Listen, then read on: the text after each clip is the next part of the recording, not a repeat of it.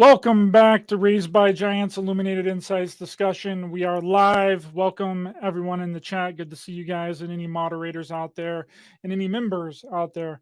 We have an amazing show for you guys here today with returning co-host, the creator of Adapt 2030 channel on YouTube, discussing energetic changes on Earth as the sun repeats its 400-year cycle of low activity, affecting global crop production and the economy and everyone on our planet, with a timeline for what to expect from now to 2030 as society resets. David DuByne, welcome back to the show. How's it going, my friend?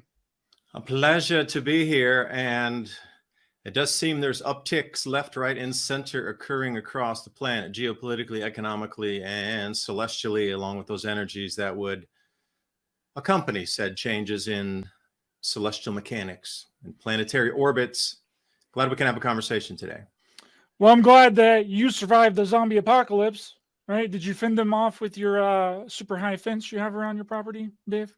No, I fended them off with some spaghetti that I cooked up earlier. I threw wet noodles at them. Well, you better dig a moat next time.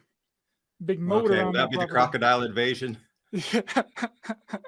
Lizard people invasion from underground. But I think don't bring up the lizard people. We're going to have to go talk about Sumeria or something.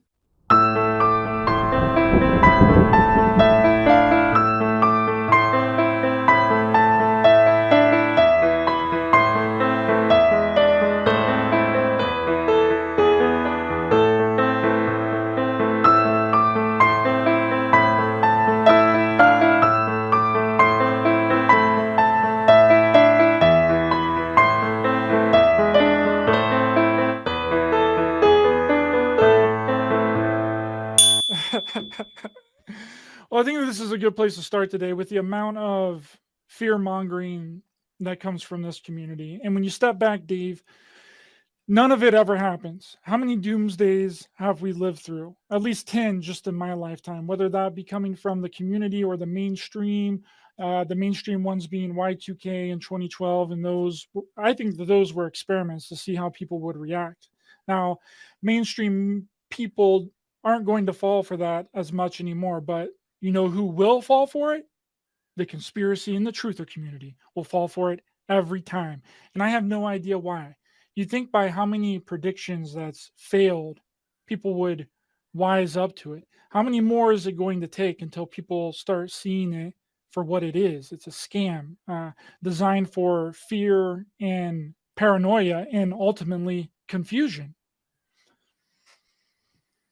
Yeah, but I would say one thing about the 2012, that the way you could read the Mayan codices, it was more of a change of human psyche and awareness and change of an age. And then just a mere 10 years later, we sit here with the awakening upon us, where you can clearly see it, where that genie needs to be put back in the bottle. And you can see why the World Economic Forum, the Mother Weffers, and a few others are trying their best to try to contain that awareness and that, sprouting of humanity's awareness of it.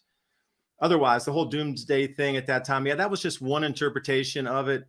But when it was talking literally about moving into a new world, it's talking about what we're experiencing right now.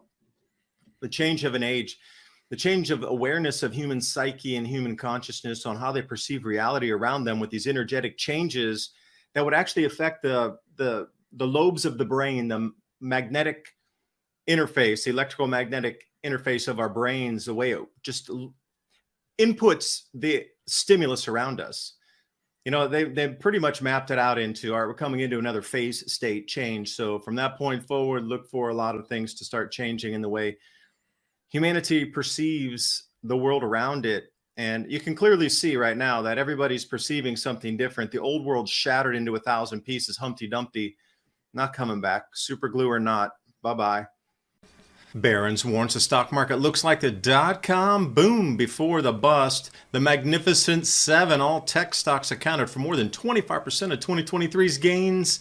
Meanwhile, Fortune warns the S&P is heading below 3,000. Two of the biggest stock market crashes happened in October 1929, and Black Monday, 1987. Seasonally, we're entering the best 6-month period for gold and silver, along with the Fed nearing the end of their rate hikes. Gold is poised to skyrocket. JP Morgan and Wells Fargo both forecast gold to hit an all-time high in 12 to 18 months. Call the Patriot Gold Group today before it's too late. When you call them, mention the Adapt 2030 channel. They're going to give you some great in-class service. Patriot Gold Group has the no fee for life IRA, where your IRA or 401k can be in physical gold or silver. And the no fee for life IRA is on qualifying rollovers. Give them a call. 888-546-7020. And also now, for the 7th year in a row, Patriot Gold Group is Consumer Affairs top-rated IRA gold dealer. 888-546-7020. And now on with the video. But you can see how that world sort of changed in that. And I would agree, everything else from the Y2K to even the financial collapse of 2008 and 9, everybody thought, and that was definitely the end of the economic era, but somehow with quantitative easing and never-ending money printing, we strung it along all the way until the next banking collapse at the end of 2019. And then subsequently, saw the events in the last 3 years that allowed never-ending money printing once again to string it along for another 3 years. Now, I don't know how many more times. I think they've really run the course now, but I said that last time too. A lot of people have said, well, we said that last time too, but somehow these systems that should have failed just keep trudging along. They do. It's unbelievable. Now, I'm not saying don't have all your ducks in a row. Of course, have your ducks in a row. But if someone tells you that the sky is red, be sure to walk out your front door and check to see if the sky is red, right? That's what I'm saying, And what I've discovered, Dave, is that the truther community and the conspiracy community is just as infiltrated as the mainstream media, right? They're just as bad as the ones that they claim are brainwashed and they claim have no idea what's going on. And the events with the zombie thing has just proved that, right? All this stuff is distractions, and there's always something going on, right, to keep you on the hook. Nuclear war is always on the precipice. Russia is always planning a cyber attack, It's always the same thing over and over again. And how long have we been talking about nuclear war? Ever since the U.S. dropped the bomb on Hiroshima and Nagasaki, right? When was that? I think that was at the end of World War II, right? In 1945. We've been talking about nuclear war. Yeah, 2 points to that. First, if you've been counting, there's been more than 2,000 nuclear explosions of tests, far larger, far greater in magnitude than anything Hiroshima or Nagasaki. Since the 1940s, more than 2,000 tests, some above ground, some below ground, some beneath the ocean surface. So in today's world, they could still scare you with that, but a limited nuclear strike in precision positions, limited, you could probably do 10, drop off 10 nukes in major cities, and it would really have very little effect on our planet. Now, the scare factor that they've built into the wakings of just everybody about nuclear this or nuclear that, the meltdowns from the power plants, the Hiroshima and Nagasaki. But if you look at it just from the numbers, 2,000 different experiments of varying magnitude, including the Tsar Bomba, which, talk about Russia. Dude, they were afraid that was going to crack the planet in half. But we're still here. And that order of magnitude through the 50s and 60s, all those massive, unbelievable tests above ground, everything. And we're still here. Now, I'll dovetail that into, I go to estate sales sometimes because I'm always looking for tools. And if anybody out there, it's a great place to find tools and things you might need, like old glassware and like just things from an era past that grandmas and grandpas have in their house. And once they passed away, they're selling all their stuff. So anyway, I went to this one, and it was a well-known prepper around this area. He was in the Army, and it was a radio communication guy, and he had all this kind of crazy radio gear and everything. But anyway, he passed away, and his house was up for sale, and they're having an estate sale there. So we went there. It was a well-known thing around anybody who's getting ready. This dude's got a million things in his house. You might want to go check it out. So we bought an old Geiger counter, and I wish I have it with me, but it's over at my friend Ryan's house over there. Anyway, when I bought it, I got it out of the box. It It was pegged. Everything was pegged, completely pegged. We thought, and we tried to readjust the knobs down. Nothing would adjust. As soon as it would adjust, it would peg back up again. And then we started to look at when it was calibrated. It was calibrated in 1963. So the calibration at 0 point of 1963, like if you were from 1963 and used that same Geiger counter and we plopped you into today's world and it pegged like that, you'd probably have a heart attack out of fright of how high the radiation readings were. So the thing is, now we read more about it. You have to send it into the manufacturer, then they'll recalibrate it again to today's saturation of radiation across the planet in the atmosphere. So think about it. Put those two pieces of information together for a second. And then this nuclear war, I know it would be a terrible thing. There'd be a lot of death and a lot of destruction, and nobody wants that. But the fear associated with it, I think, is as many orders of magnitude above the true reality of it, of the contamination of it. Because you look at Hiroshima and Nagasaki, and people are living there. They moved in right away in the 1950s again after the bombs were dropped. I traveled through Japan, went to Osaka, went up that way, didn't go through Nagasaki or Hiroshima, but it was as if nothing had ever happened there. And that was just decades later. So this fear that they can build into the mind, you got to think about the ultimate weapon for fear to control a society. I mean, let's make a list here. Okay. Nuclear Armageddon, nuclear weapons. Now, Armageddon means hundreds, if not thousands of those nuclear missiles come flying across at the exact same time. That is truly a civilization ending scenario. But 10 getting blown off across different cities around the world to then push the politics or the economy or whatever to create a new system, a new world governance system, that is going to be very limited effect across the planet. Physically, psychologically, that's going to be quite a different thing. So I'm then number 2, alien invasion. And what do you think, Ryder? What do you think number 3 or 4 and 5 would be? So we're talking about the biggest psychological manipulation weapons that are used today to still keep the populace in check. Nuclear war, alien invasion. Those are the two biggest ones that I've seen, and I've commented several times that I believe that the whole alien and extraterrestrial hypothesis is a giant, huge psychological operation.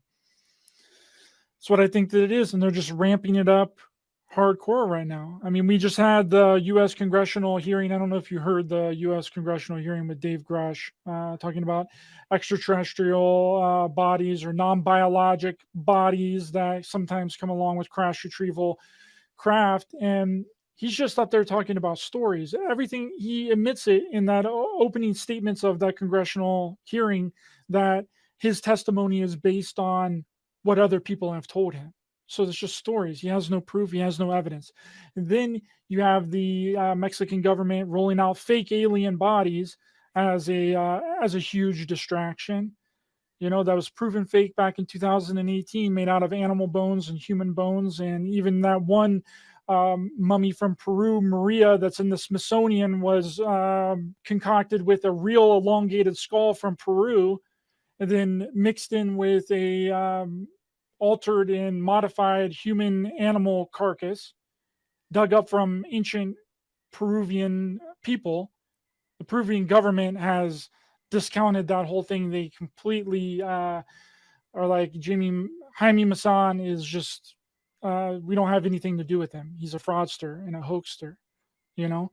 So this whole extraterrestrial thing is, see, people think that it's a cover up for advanced technology, and I think that it is, military technology and free energy. But I actually have a video that I want to show you really quick, Dave, because this is a real free energy device. And I know that you've talked about this several times with magnetics and how magnets are used to create energy. This is a really, really big one here. And I'll put my fair use banner up. It doesn't have music, but here it is. This is a giant free energy device built on magnets. Have you ever seen one this big, Dave? Never seen one that big. And I have to go on the record and publicly state that I'm not manufacturing, nor will I manufacture electrogravitic devices for the public arena to buy or sell on a commercial basis. I will not do that, and I am not doing that.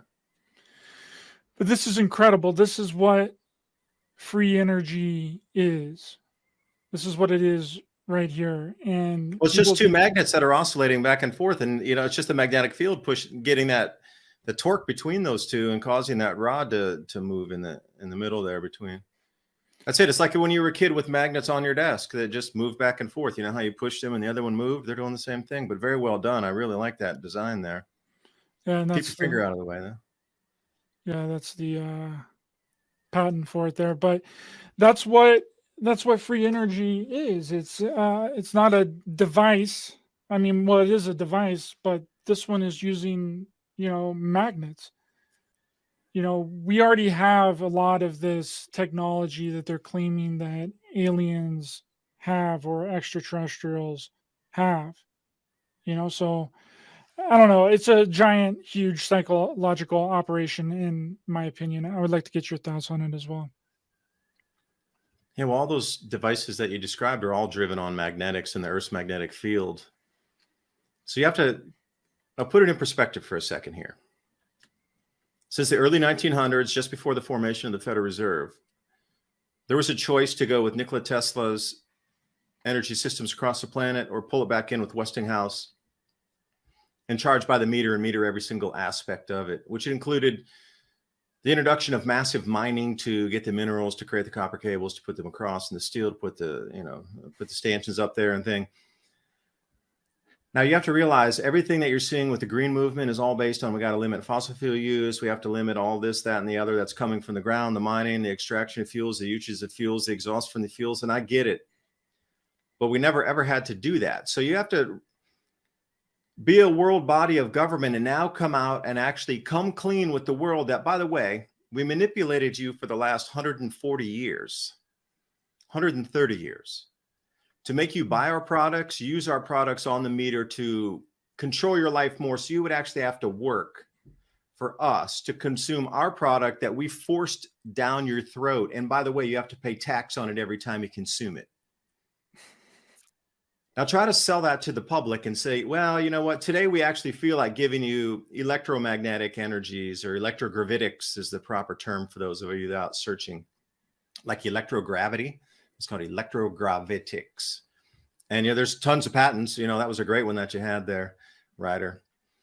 But think about how could they sell the world on, we have to change systems now to a brand new system of electrogravitics and magnetic generation and Earth's magnetic field powered devices that you don't have to burn a thing.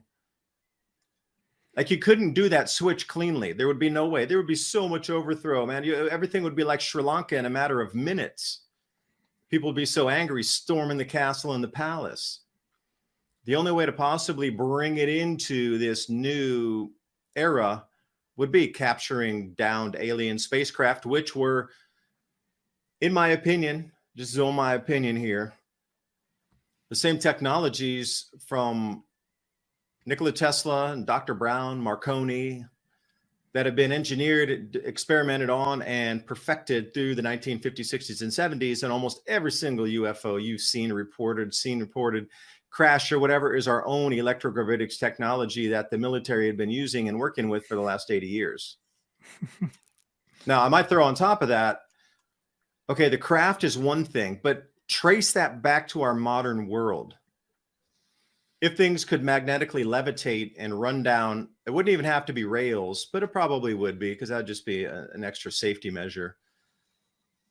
Things would be weightless. You wouldn't really have to use fuel.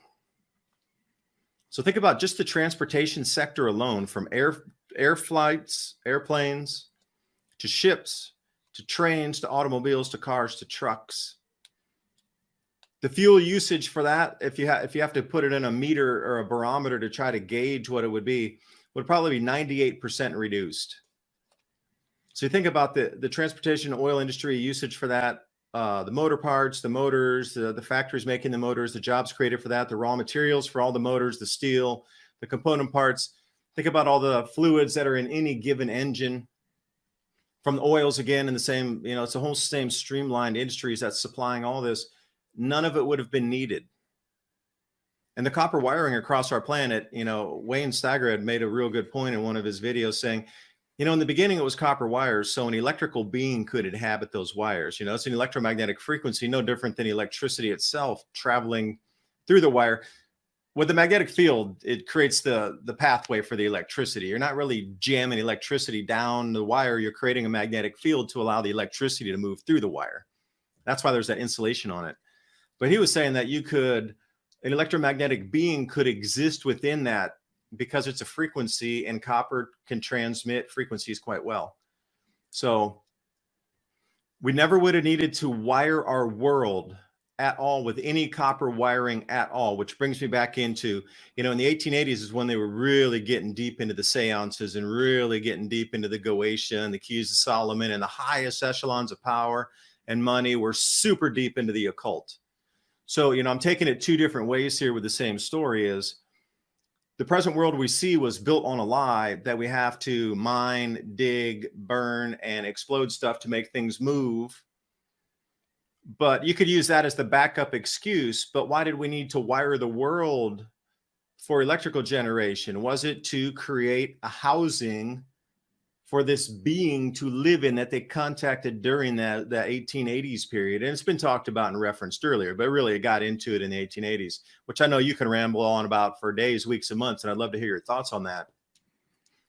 But the cover excuse being, oh, they just shelved all that Tesla technology, so we had to go wire the planet. That's a great cover story. But in reality, the real story would have been, we need to build a wired infrastructure for this being from the other side to inhabit in our third dimensional physical space, but it can reside in copper wiring. Gee, we need an excuse to wire the entire planet to give this thing a home in the third dimension. That's a bit weirder than, hey, we shelved some Tesla technologies and made you buy some oil. Imagine, if you will, a glimpse into the possible outcome of a million mistakes. What you are about to watch is a nightmare. It is not meant to be prophetic. It need not happen. It's the fervent and urgent prayer of all men of goodwill that it never shall happen. But in this place, in this moment, it does happen. In the midst of it comes unexpectedly over the phone the announcement of the President of the United States, the warning from the very top declaring a state of emergency of suspected enemy missiles approaching. It's anyone's guess where they might land. What city will be obliterated? How many could be lost? And last but not least, will it be me? Will it be my family, friends, my square inch on the map? Minutes go by and nothing. Right as you exhale a breath of relief, an instant wave of horror treks down your spine and a sinking feeling in the pits of your stomach. Just then the power goes out. The only light you see is the glow of your phone. Shining in your face, the icons of terror. Low battery, and even more frightening, the symbol for connection to information and loved ones gone. You try the landline in your office, desperate to contact family. Nothing at all, just a bone-chilling empty silence. Panic-stricken, you blindly forage for your car keys. Success. Something in this nightmare of a day has gone right. Now it's a desperate mad dash for your car. Your mind now in a near intellectual paralysis. Logic a struggle as you cope with a Gatling gun barrage of horrific ideas of what your family might be going through in this very moment. Miraculously, your car starts and you begin your seemingly apocalyptic drive to locate your kin. As you pass the first stop sign, the sight of civic decay is already bearing its nasty head as you speed past fights in the streets, looting, and a complete halt of any semblance of an evolved civilization. To your right, a large fire. As angry, fear-filled citizens with their arms full of grocery items run from what used to be your local food market ran by a mom and pop's couple now collapses into a bonfire of dreams. Because of the commotion, your attention span has been stolen. Now before your automobile is a violent crowd. They have now surrounded your car, banging on the metal, bashing at the glass, screaming incoherently. What just a second ago was the road to salvation, now a deadly trap of circumstance and fear blocking your escape. This can't be happening, repeatedly echoing in your head as you start to mumble the phrase in a shrieking, inaudible, childlike tone to yourself. The trepidation now filling your lungs like a poison fog, suffocating and smothering in its certainty. Just then, as your heart and soul seem to be having synergistic perturbations, an alarm blares, overwhelming your senses. Immediately you recall the warning of missiles. You close your eyes and expect the end. But the alarm morphs into a sweet, familiar beckoning of your alarm clock. You open your eyes and switch off the welcoming timepiece. A warm filling of relief as you realize your family is safe in their beds, and no pending doom is written in the stars today. For a split second, you ponder the poor people of your vision, and it reinforces your confidence that you have already prepared for the any scenario. You have peace of mind your children will eat and thrive, because you invested in their future to give some stability if any break in the normality of life happens. You invested in Heaven's Harvest. The you in this story was a fictional you. But do you get the feeling something unthinkable is going to happen soon? I sure do. The problem is we probably won't see it coming. One morning you'll wake up and the world will be a much different place. Don't panic, prepare. Smart folks are investing in emergency food now. A wise man once said, "It's better to have it and not need it than need it and not have it." Heaven's Harvest is the nation's leader in emergency food storage. It's the only investment you get 100% of your money for, even better than gold. Survival experts recommend the 3-month emergency food kit.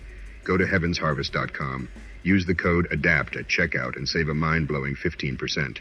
And now on with the video. I like that thought, and I like that aspect of it, that it was to bring in a different kind of energy or a consciousness or an entity in through the electrical wiring. I mean, people have talked about that. The entities can come through your Wi-Fi router, and it's in your electronics, and come through your TV and your phone and all that. A Black Mirror device as your phone. And I think that it might be that we just didn't know. We didn't really know that like not enough people knew that we could power the world with some sort of free energy device, with some sort of anti-gravitic siphoning off of the Earth's magnetic field. So then we were like, okay, well, what are we going to do? And then we just make wiring, we make power lines, we make all of that. And then we're like, oh, well, it's too late to turn back now. We just got to keep nailing this into the coffin because we've come this far on it. It's kind of like history as well. I don't really think that a lot of history was done that way on purpose. I think that it just got to the point that there was no turning back on it. They were like, okay, well, this has already been instilled into the consciousness of everybody. Like, we've now discovered that a lot of it is wrong, but we can't go back and change it because we've already installed this thought and this idea among the public. And if we go back on it and change what happened, then that's going to present a lot of distrust within the establishment. But there's already a lot of distrust within the establishment for not doing that, right? I don't know. We moved from 8-track tapes to CDs pretty quickly. So, I mean, jumping a technology or to a different system. I don't know why they wouldn't have done it back then. I mean, that's a good point. That was a joke. I mean, that's a good point, though. I mean, like, why would they just, withhold why would they just not come out with it whenever it was time? Because there was a lot of talk back in the 30s and the 40s and the 50s of anti-gravity craft. Like that pretty soon we're going to be using the things are going to be free energy, and there's going to be all this new revelations in the public. And then it seemed like all that stuff just went away. Now I think that might have been done on purpose, but the original thought and the original idea, I think that it was just they just didn't know. So then they just wired the entire planet and used all these power lines. And then whenever it came out that you could actually power the entire planet with harnessing the Earth's magnetic field, it was too late to turn back by then. Yeah, but the chimeras would be a thing too. So let's say that did, okay, it was too long. But now we've gone down the solar panel era and this windmill era. You think that at the beginning of both of those eras of transitioning and really ripping to shreds the economy of our planet to transition to a new power source, that what you and I are talking about at least would be in the conversation, but it's still not. Now, at that point, then I'm calling BS on it, because at that point, then it's being hidden. Because you can't tell me that you're trying to bring out millions of acres of solar panels, but you're not talking about electrogravitics at the same time. Like, it can't be possible unless it's a plan. I agree with that to a degree. I think it's a little bit of both in there. But, I'm going to just go out on a limb and say that, if it hasn't happened yet, it's not going to happen.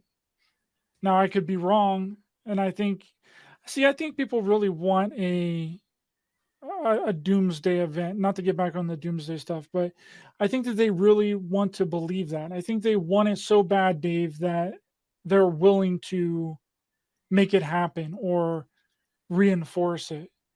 And that's what we see through this community all the time. And I think that people just need someone to blame, right? They want to be mad about something all the time.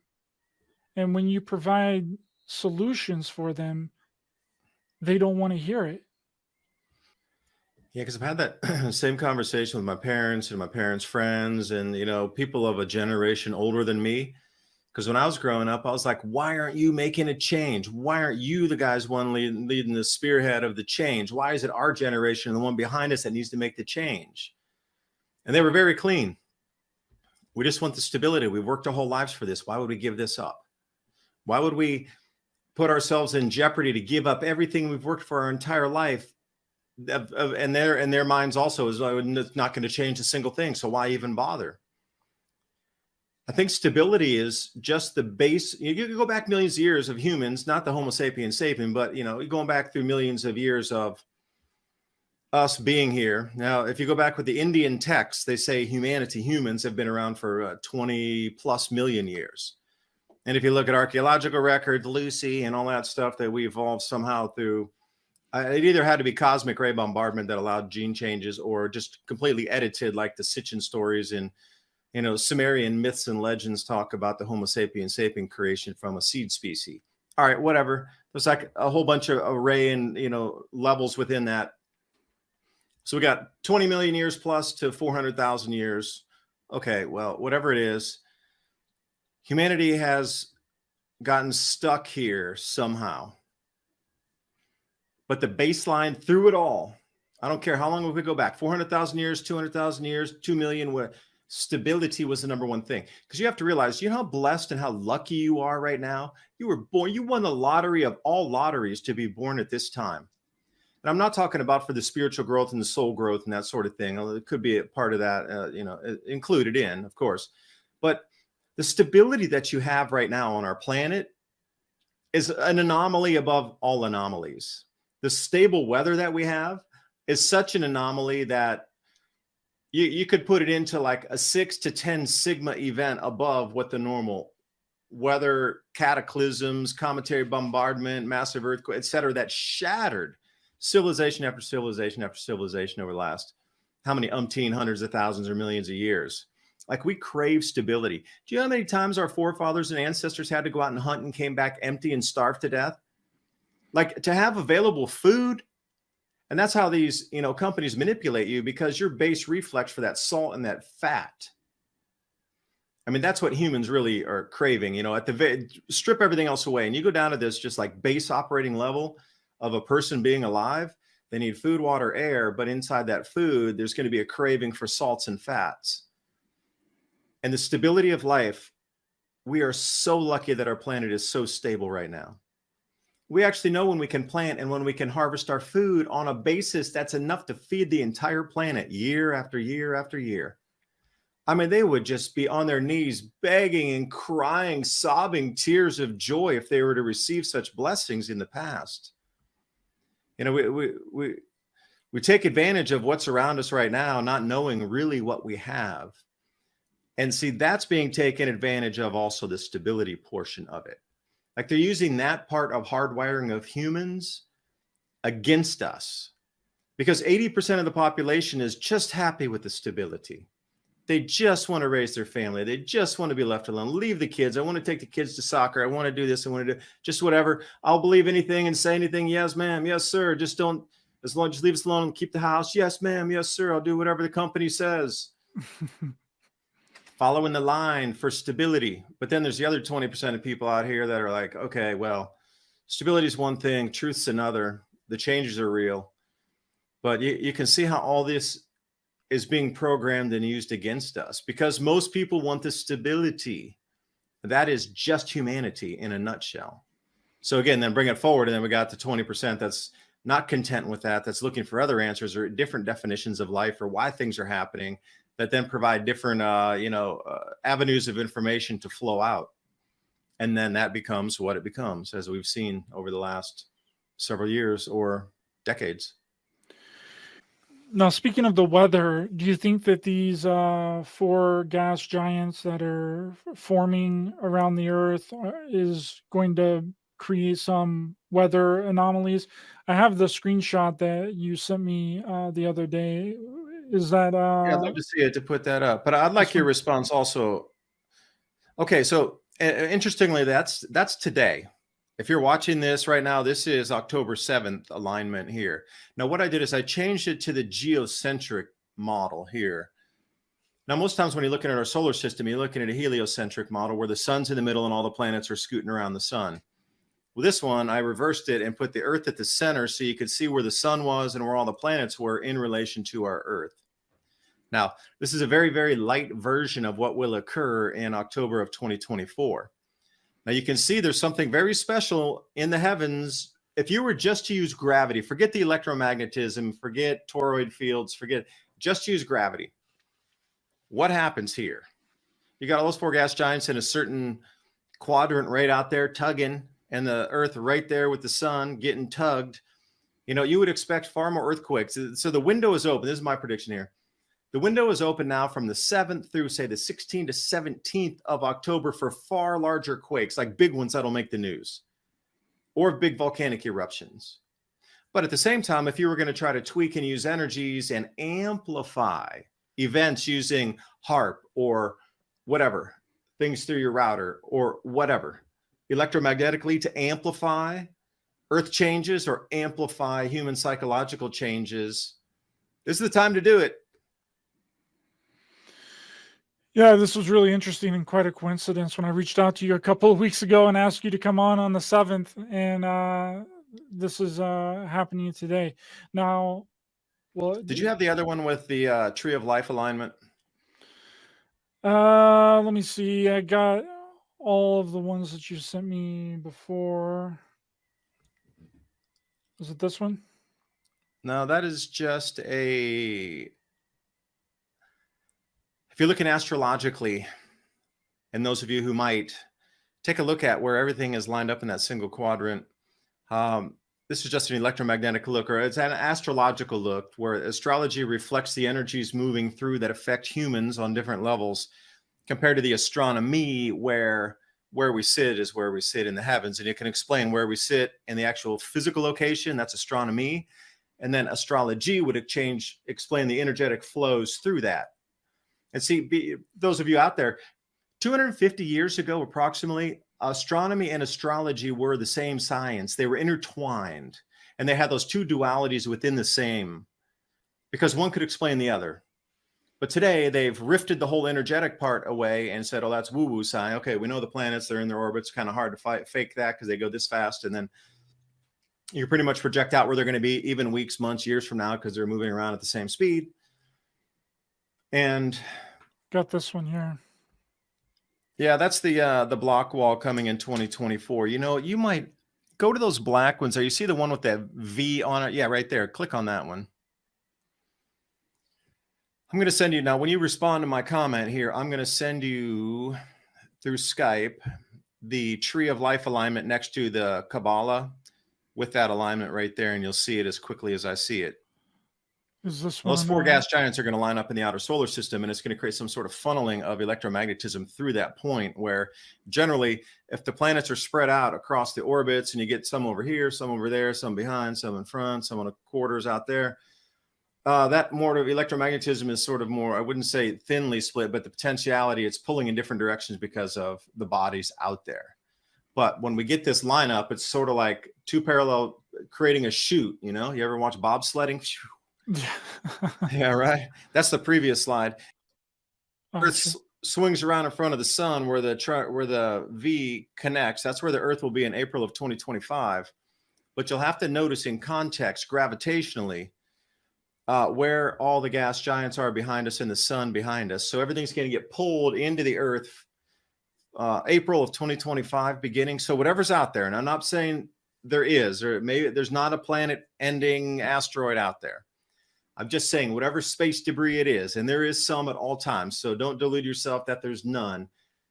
we're going to get rocked by a bunch of space rocks that normally would not be anywhere in our vicinity. They're just getting everything in the whole entire solar system is pulling it through us, through the face of the Earth, then to the sun, and then to Jupiter, Saturn, Uranus, Neptune, all in that exact line. So whatever's getting directly pulled in, that'd be like having a line of magnets. Now, what do you think the potentiality if you're going to increase magnetism when you stack 7 or 8 much larger magnets and just see what pulls into something the size of a pea in front of it? You know, you're going to get some huge above the normal inflows, because I could imagine our magnetosphere would also be affected. So it would be weaker, smaller, thinner, because we would be coming into solar minimum at that point anyway, just on the regular 11-year cycle. Forget the 400-year cycle, forget the 2,000-year cycle. As we are approaching into that time era of 2025, another year and a half or so from now, we will definitely be way down the scales, heading toward the regular solar minimum. And every time that happens, galactic cosmic rays increase, our magnetospheres weaken, and we get more shooting stars. That's a given on any 11-year minimum. But this one's exceptional with that lineup with the sun behind us and all the gas giants behind us. We can magnetosphere, and the amount of space debris that could penetrate further deeper into the atmosphere and get to the ground is going to be exponentially higher than any time in the last, 400 years. Now, I've heard you say before, Dave, that you think that this event is going to make some sort of cosmic change, or not cosmic change, but a consciousness change, that it might affect our consciousness or affect our mind as we go through this. And we may see things that we may have never seen before in the sky. What do you think is there anything else? I just mentioned the weather, and you just mentioned shooting stars and earthquakes and volcanoes. Is there anything else that it could possibly affect, in your opinion, of course, and pure speculation, because we don't really know what's going to happen? We don't right? know. So people who say you're wrong, how could you be wrong before the event? I love how people are so judgmental. I get messages all the time. You're wrong. It's never going to happen. Okay. I'll be judged wrong after it doesn't happen. And this is in no way, when we started talking about the show, one of these cataclysms that's going to reset society. It's just a part of the movement through. And I could say one other thing. Yeah, the human resonance, the field around the brain is going to be affected electromagnetically. And Ryder, I sent you that picture right there. Can you please go to Skype and grab that one and pull it in?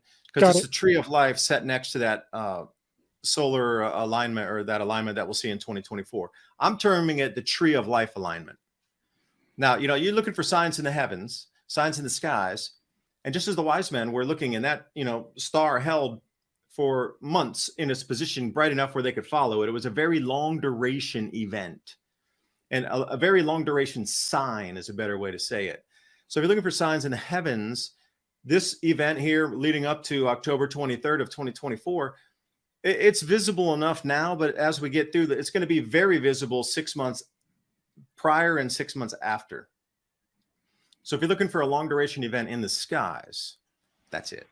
And the human resonance field, the way that humanity's brains are going to be affected by this, and the elite using technologies on the planetary level to amplify outcomes of what would have been natural outcomes anyway, but they're going to take it to the uber. So imagine if you could, I could ping my glass, and that's as much as it vibrates if I click it and hit it with my finger. But now if I have an oscillator here, I can tune that in fast enough between that 1 or 2 seconds, and then crank the sound and slowly change the waves and get that glass to shatter. The first part was natural. The second part was man-made. You get a greater outcome by riding on top of the natural cycle. And I think we're going to see a lot of this happening. And I think a lot of distraction we're seeing right now is truly because these elite that use the sun as their timeline understand that whatever happens during this magnetic field, if there's no earth changes, great. But there will be some change in the way humanity perceives reality. And it very well might be that they just look through and they actually see the lizard people. Or they look through and they actually see like dark auras around people, and they can clearly see the dark from the light, like in real time right in front of them.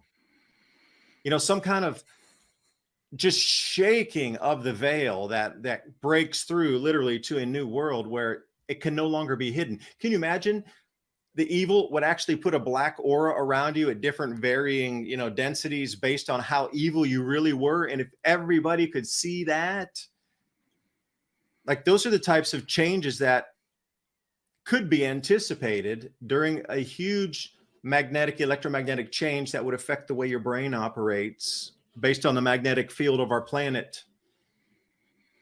Well, the question then becomes, could the population handle that kind of change? I mean, we already have a lot of mental illness going around, not only in this community, but just out in the world in general. And without one of these events That mental happening, illness is building, and you've noticed it getting stranger and bigger and larger and more weird by the minute. That's the same thing as we're building into this electromagnetic freak show, for a better term, coming up in October. You're starting to see it. It's not going to be like an instant event. There's a build up to it. You start to see different changes. The toroid fields are looping in a slightly different fashion. Now, if this is already affecting humanity and we're still a year and a half or a year and a month out from this thing, like, you're seeing it in real time, the changes occurring because of electromagnetic field changes. You're seeing it occur. People are just blaming it on homelessness. They're blaming it on this. They're blaming it on, whatever it is. But it's already in play. That's the whole thing. Now you need to distract from it. Give excuses why it's happening so rapidly. Give excuses why everybody's noticing it. Before, only once, a few people might notice that out of the whole working society. A few people would notice that there was something really out of kilter over there. But generally, everybody just went along. It was kind of like day-to-day workings. Things seemed to be in check. Social contract was working. Government agreed to do this. They did it. But right now, you can see in real time, there's not one person on this planet that can't see something completely disrupted out of normal in the way that society functions, and more so, the people inside the society functioning and behaving differently. That's from electromagnetic field changes. and social conditioning and social engineering. It's really weird. Yeah, I forgot that important part too. Thanks for bringing it to my attention. It's really weird when you go out now, Dave. Like, you just go out and you walk around in public and no one's smiling anymore. I Right? know. No The one joy of looks life up is at gone you. No for one many. looks up at you. No one smiles at you. No one even really says hello and how are you doing? It's really strange. And I think that it's created this kind of this hermit mentality. Like, let's just stay home. Let's not go out, right? We can just get everything delivered to our house, right? We can just get our food delivered to our house. We can just get our groceries delivered to our house. We don't need to Until go you to can't. we don't need to And go to the movie theater anymore. We got HBO Max and we can just watch all of the movies in our house in the comfort of our own home. And I think that that's what people are missing. They're missing that camaraderie between people and that energy exchange of people in your toroidal field as a human being, interacting with other people's toroidal fields and connecting. We've shut ourselves off. We've shut ourselves down, and it's really unbelievable. I was just noticing this yesterday. I was walking around downtown. I'm like, no one's smiling. They look like they hate their lives. They look like they don't want to be here. They're just, it's like a robot cybernetic world already, without people even being augmented with artificial intelligence or some sort of cybernetic augmentation. We're already robots. It's already here. It's unbelievable. Yeah, like a whole bevy of thoughts came when you said that social conditioning. Perhaps, if we've gone through this cycle many a time before, that you would understand that perhaps one of the changes in the resonance field of the human brain and the way it processes information would to make you more susceptible to that same social conditioning. Because I'm wondering, just as a mind experiment, if they would have done the same social conditioning and tried to implement these same exact things in, say, 2015, could they have gotten away with it? I mean, why has it been waited until these perfect dates and, the Pluto return and the Jupiter-Saturn conjunction and these types of things, the changing of the great mutation in the signs, like that all occurred 2020. Those are major civilization energy flips and changes and flow, absolute phase state change at that point. Astrologically, looking at that, those are gigantic events. They happen once every 400, 800, 2,000 years in themselves as an energetic change to mark a new age. Now, the Mayans were pretty close to it, 2012. But then you come in all these, things that I mentioned in 2020. There was 3 different that occurred at the same time.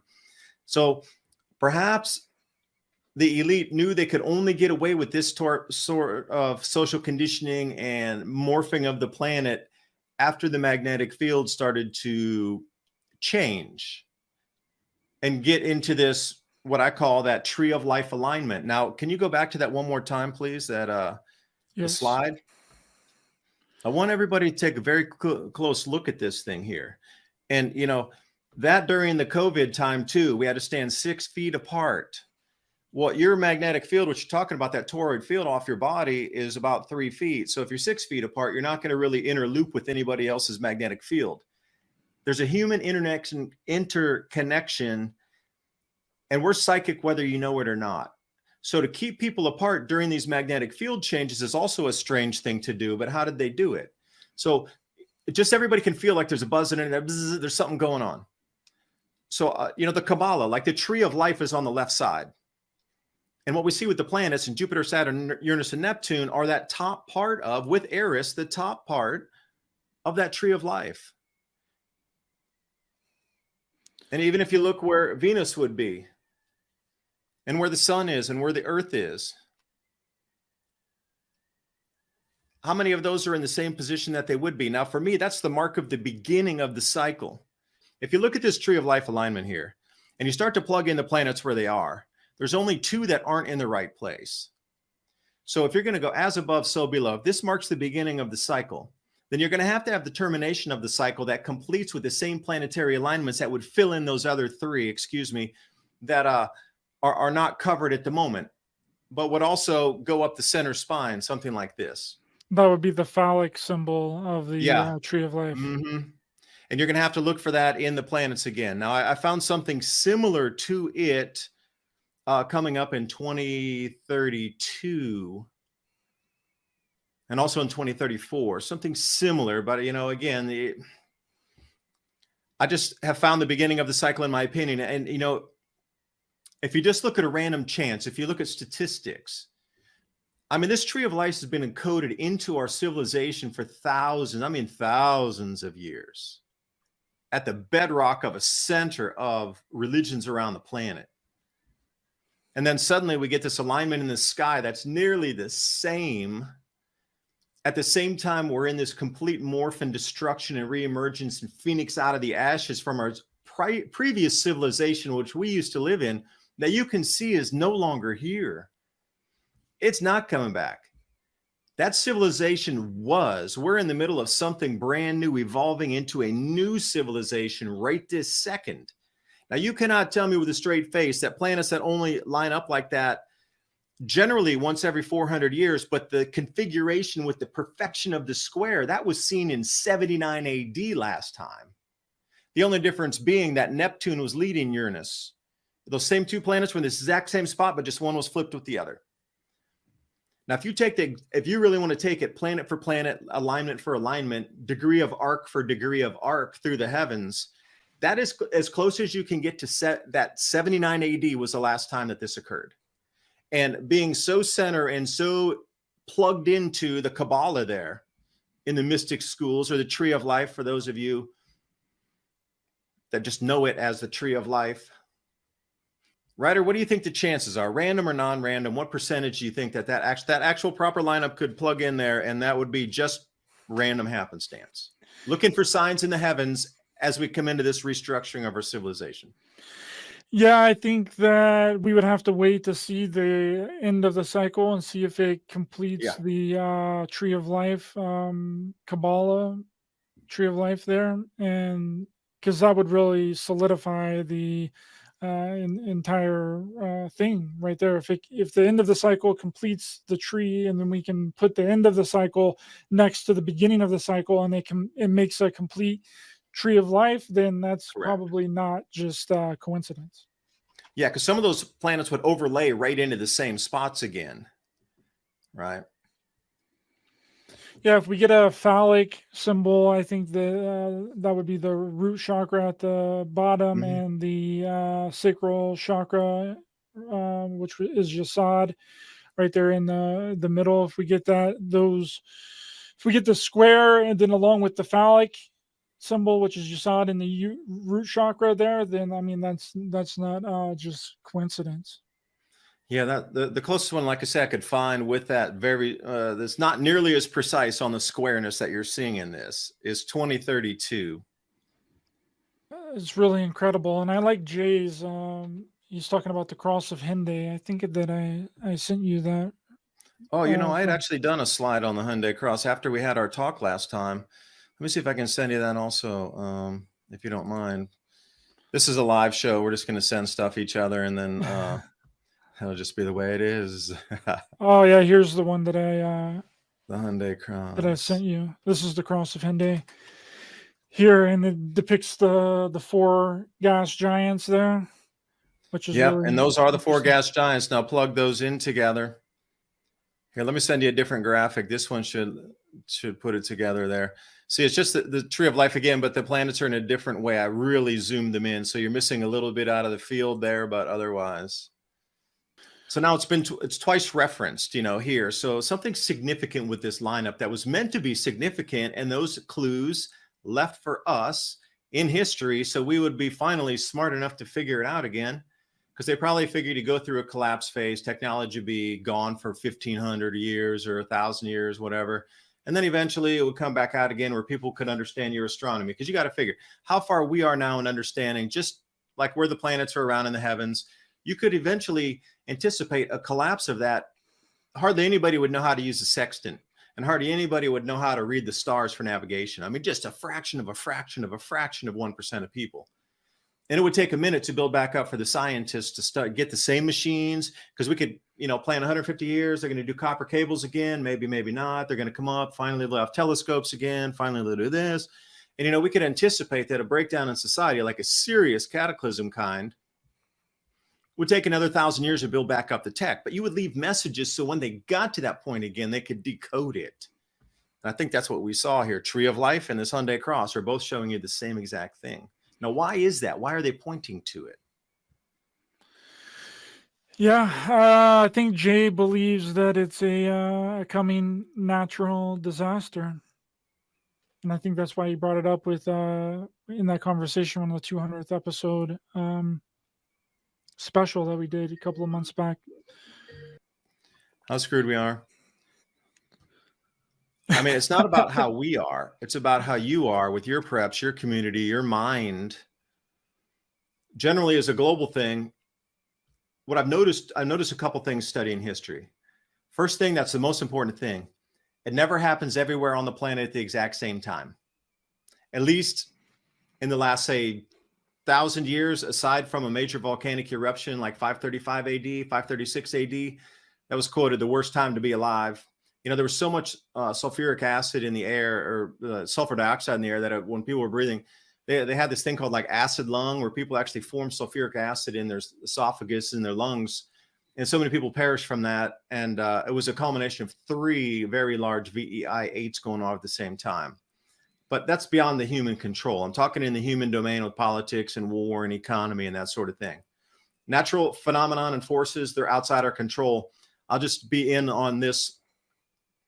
It's never happened everywhere on the same time and all over the planet at the same time. There always seems to be 1 or 2 places that are spared. Like the easiest example is look at the United States in World War I and II. It never got over here, never got to Canada, never got to South America. It was just there.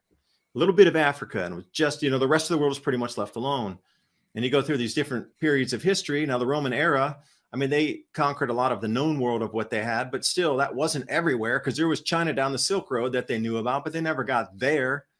So you look at upheavals through history, and it's never everywhere at once. That's the first thing to consider. And you can always find a place that is outside the chaos. And again, how prepared are you? But then how prepared are you around in a community? because a lot of these things too, even if you go back to the Civil War and you start to look at, that like Sherman and those guys, there's a famous saying, like Sherman went through Georgia. They just walked through and burned everything that they could see as far as they could see. Anything they came in contact with, they killed it or burned it. So there's a real famous saying, like, well, if something gets super destroyed, you go, damn, that was like Sherman going through Georgia. And that was a true saying of how much destruction they wrought across the place. But man, Georgia, even in the 1800s, was a very, those things were spread out. So they never got everywhere. You can even break it down into little things like that, like the destruction ridden across the entire southern portion of the United States. It didn't get everywhere. And that's the whole same thing. Did people prepare in the communities? And it's going to be like that once again. Are you prepared with finances? What skills do you have? Did you take catalog of skills that you have and maybe bump those up and take another course, or like find a community that's doing the same thing? Because once they know you're in that community and you have that skill, if it goes grid down and you're like in a woodworker, community or something, you're absolutely going to be pulled in, wanted, and taken care of because you can build things. It's all about the skill set, what you might have to offer a greater community. Because I assure you, the same thing that makes us complacent for stability, in that trap we're stuck in for stability, is the same thing that's going to bring you out of the chaos, everybody clawing to get back to that stability. So if you think it's going to be like that forever, it sure isn't, because humans don't want to live like that ever. That's the last thing we want to do. So the faster we get back to stability is the faster the crisis will be over. But at the same time, it's the stability that got us into this crisis. See, that's the whole weirdness. Occam's razor. Yeah, right? Yeah. Yeah, I think that it's going to be us that's going to destroy ourselves. I think that's the only way that it can work, and they have to trick us into doing it to ourselves. I don't think it's going to happen from an outside force. I think it's going to come from within, and I think it has to come from within. And the people that are listening to this right now, you remember this discussion, right? We are going to be the ones to bring about the destruction of the United States, not the government, not an outside force. It's going to be us doing it to ourselves. And for a parting question, Ryder, where do you think we're going yourself? You ask me some questions, but you seem to have a pretty good grip on reality and these different dots that are out here connecting into a wider tapestry. Speaking of the Vatican, do you think you're able to give your tapestry here of how you see things moving? That's a personal question from me to you. All right, we talked so far. You see where my mind sits right now, but of all that information we just shared, where do you see it going next? I really don't know, Dave. I have no idea. All of the predictions that have come out thus far have all been wrong. I don't think anybody knows exactly what's going to happen. They just have a weird feeling in their stomach, weird jitters. There's something in the air, and people have, claimed to, get a weird feeling when things are about to happen. But so far, a lot of people have been wrong, and that spans back all the way to these UFO doomsday cults. I have a whole series on my channel. I did 10 episodes so far on UFO cults that have done nothing but make disastrous predictions, extraterrestrial landing predictions, and they've all been wrong. Every one of them have been wrong. So I really don't have no idea what's going to happen. I really don't. And I think that anybody that says for a fact that they do know what's going to happen, they're wrong, especially when they give you a date. But with you, it's different, because you're just you're giving accurate data. You're showing people what's going on, and you're giving your explanation of what you think could possibly happen. You're not saying that it's for a fact that we're going to see weird things, for a fact that all this stuff is happening. But a lot of people make those kinds of predictions, and every time they end up being wrong. And the new thing to do, Dave, is going to be to put the prediction so far in the future that by the time it comes around, it's no longer going to matter. The person that made the prediction is no longer going to be here. The people have forgotten about it. People no longer care about it. We've seen several people do this now, 2035, that's going to happen. Rael from the Raelian cult, that's still a cult. says that the Elohim extraterrestrials are going to land in 2035, and he had to build an embassy for them to land. And the only way that they were going to land is if him and his cult followers made a landing pad for him. Well, he's like 85 years old. He's going to be dying any time now. So by the time 2035 rolls around, he's going to be dead. His followers are no longer going to care, and he's not going to have any repercussions for making that prediction and getting the prediction wrong. I think that the only way that we can do is like speak in generalities, and I'm completely okay with theorizing and making hypothetical situations in philosophy and theology, because I think that those things are really important. But when it comes down to predicting certain events, no one has ever been right. Anyone that's ever made a prediction to a degree of an exact date has always been wrong. So I steer clear of people making predictions for a specific date and making facts for the predictions, because I believe that we have free will and we can change things as they come. So that's my stance on it, and that's my thoughts on it. But yeah, thanks for coming on, Dave. Really appreciate your time this evening, and thanks everyone in the chat. Really appreciate you guys being here, and please be sure to hit the thumbs up button.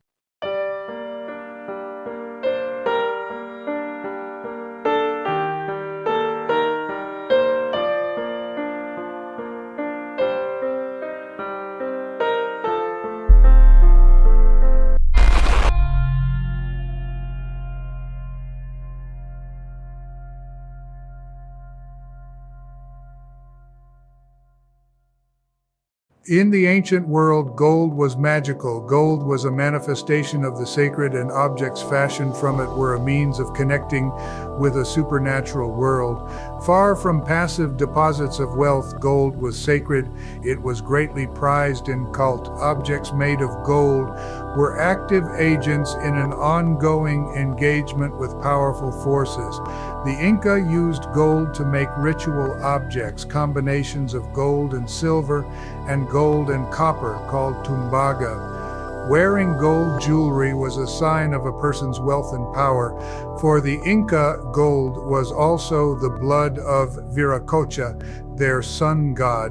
For the Mayan people and many others in ancient America, gold was part of a complex symbolic system. Gold is mentioned in Greek mythology for examples as varied as King Midas, the golden fleece stolen by Jason, who possessed the power of resurrection, through to the golden apples of Hesperides.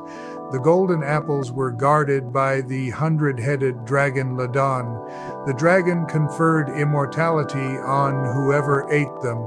Over the past 5,000 years, from the Egyptian pharaohs and the merchants of 14th century Venice to world governments in the space age, man has treasured gold for its utility and value during times of both prosperity and disparity. Through the rise and fall of great dynasties and civilizations, gold has maintained its purchasing power as a reliable store of value for millennia. Gold has been used as money since 560 BC, when King Croesus of Lydia created a gold coin in his own image. Ever since, it has continued to increase its long-term value and remains the world's most universally accepted form of money.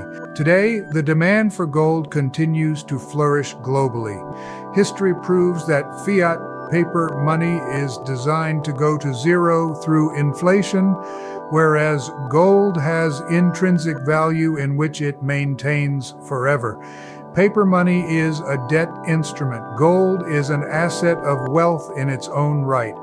It does not depend upon any governments, corporations, or individuals' promise to repay. ITM Trading has spent the last 27 plus years developing a team of expert researchers and analysts to make this possible.